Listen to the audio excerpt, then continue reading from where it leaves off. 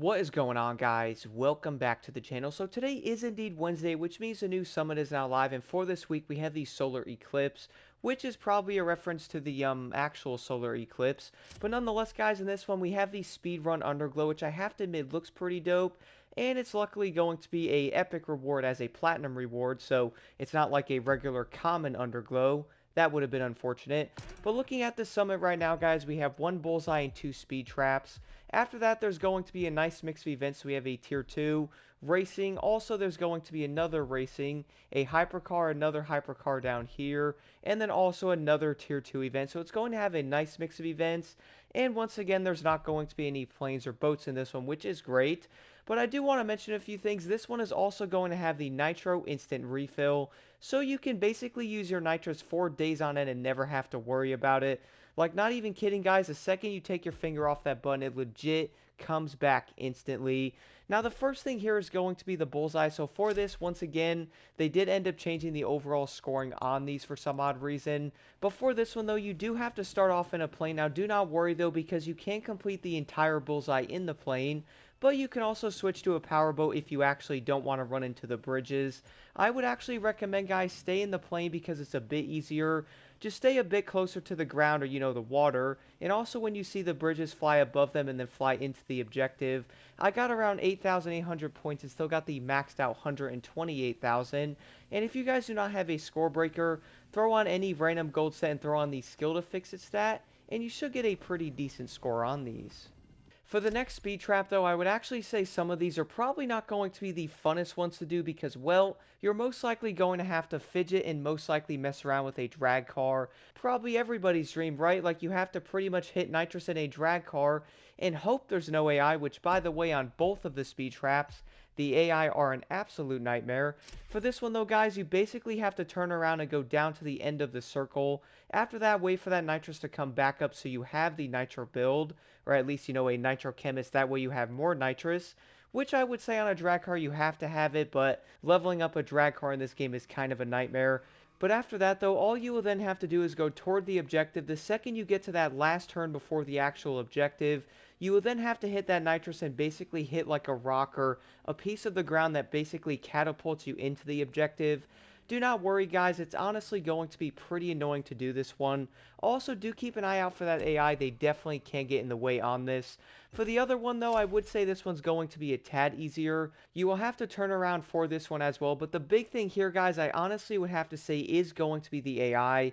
And the reason why I do say that, though, is around that one last corner before hitting that nitrous, which I would recommend putting that car in 5th gear because it is better. That way you're actually going to have a higher speed when hitting that nitrous going toward the objective.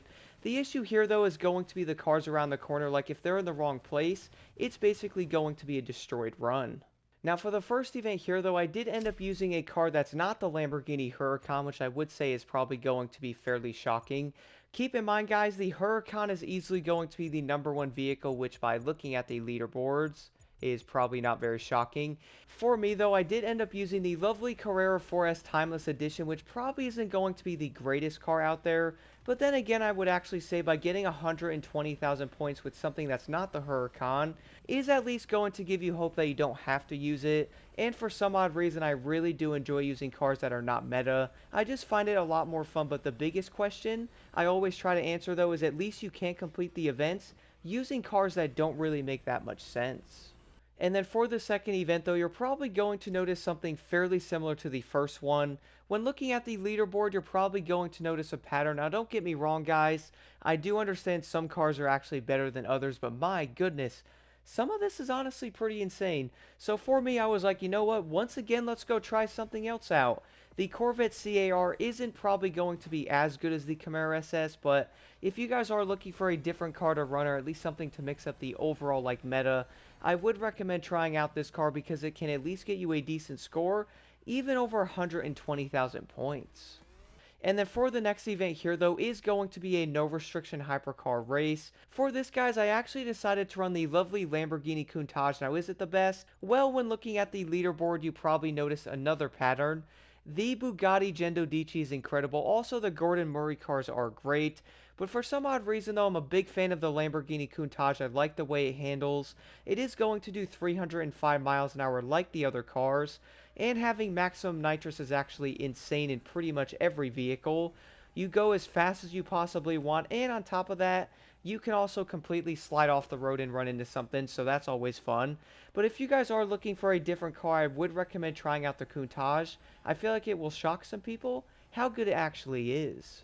And then for the next event is going to be Day and Night, and for some odd reason that instantly makes me think of that song. Not going to sing it. But for this though, you actually get to drive the lovely 300 SRT8 Chrysler. Funny how I said that completely backwards or not in like the right order. But if you guys are looking for something that does turn like the Huracan, the 300 is not the car for you.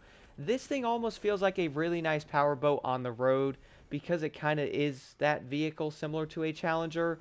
I do admit though it's not going to be a terrible car. It is a 5-speed, so if you are in manual, it's probably going to be a bit wonky with the nitrous.